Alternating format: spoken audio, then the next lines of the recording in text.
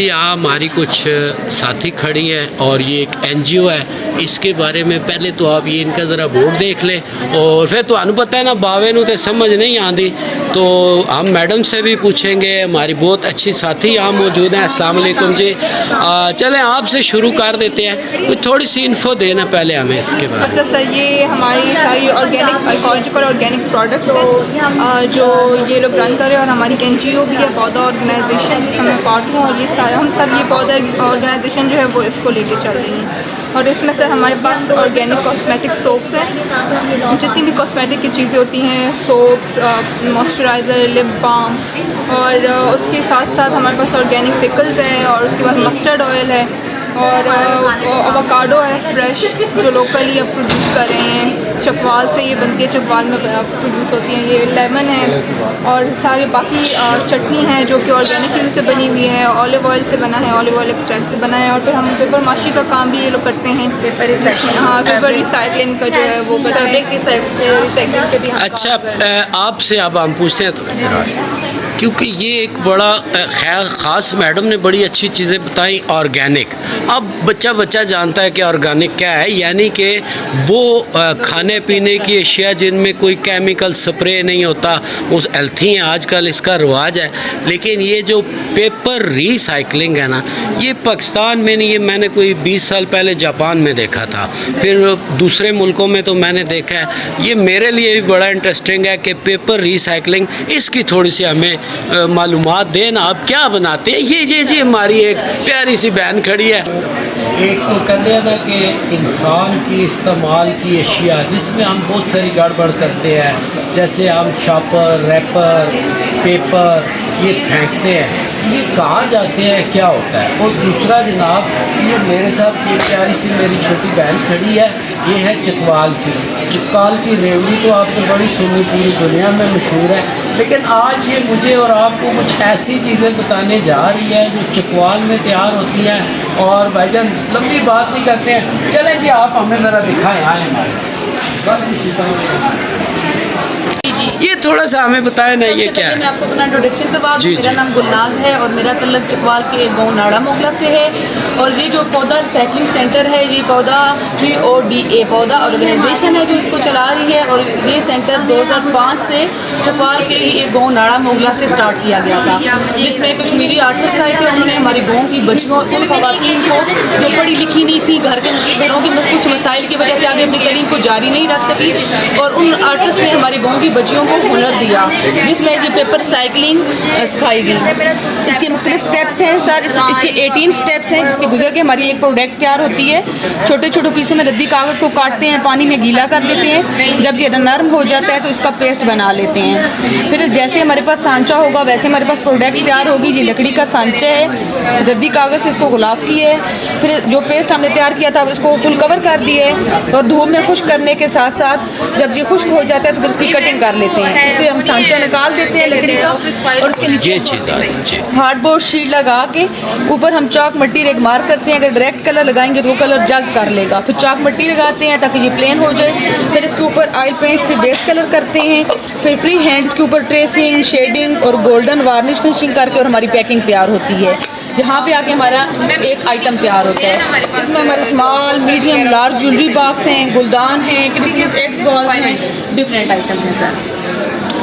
बहुत ज़बरदस्त जी। इसके साथ साथ हम ना सिर्फ पेपर साइकिलिंग कर रहे हैं, इसको जब हमने शुरू किया तो फिर बाकी चीज़ों को मद्देनजर रखते हुए प्लास्टिक बैग जो हमारे एनवायरनमेंट को बहुत बुरी तरह मुतासर कर, हाँ ये ज़रूरी है, प्रोडक्ट बना रहे हैं। प्लास्टिक साइकिलिंग भी कर रहे हैं, पेपर साइकिलिंग भी कर रहे हैं। और इसके साथ जो हमारे आर्टिस्ट हैं वो हैंडमेड प्रोडक्ट बनाते हैं, जिसमें ज्वेलरी है, ईयरिंग्स हैं, ग्लव्स, सॉक्स हैं। तो फिर इसके साथ साथ हम गाँव की बच्चियों को एक बुनियादी स्किल सिखाते हैं सिलाई कढ़ाई का।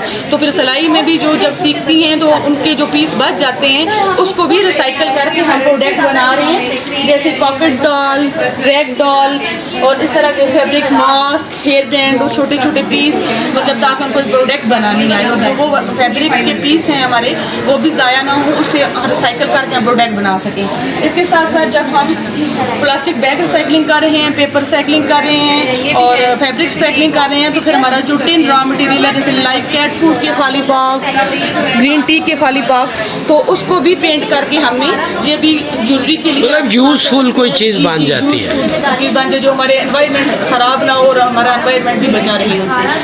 इसके साथ साथ सर हमारा चौपाल में ही पौधा का फार्म है, ठीक है, देसी फार्म है जिसको पौधा प्रमोट कर रहे हैं।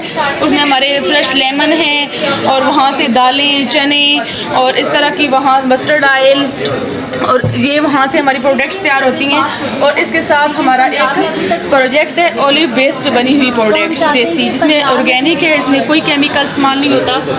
और इसमें जो है हम लोग moisturiser, lip balm, cracked heel cream, olive soap 3 flavour में है हमारे पास। और ये भी बेसिकली जो है ऑर्गेनिक है, इसमें भी कोई केमिकल नहीं है। अगर हमारा फार्म है तो उसमें भी कोई केमिकल खाद इस्तेमाल नहीं होती, कोई केमिकल स्प्रे नहीं है, उसमें भी हम लोग ऑर्गेनिक खाद इस्तेमाल करते हैं। अगर हम ऑलिव की प्रोडक्ट्स बना रहे हैं, कॉस्मेटिक्स वगैरह और सोप, तो वो भी हमारा कोई केमिकल इस्तेमाल नहीं होता, वो भी ऑर्गेनिक है। और ये सारी जो है चीज़ें हमारी चौपाल में तैयार हैं। Last this is the paper cycling product waste paper, किसमिस, एग सॉल्ट, चिली बॉक्स।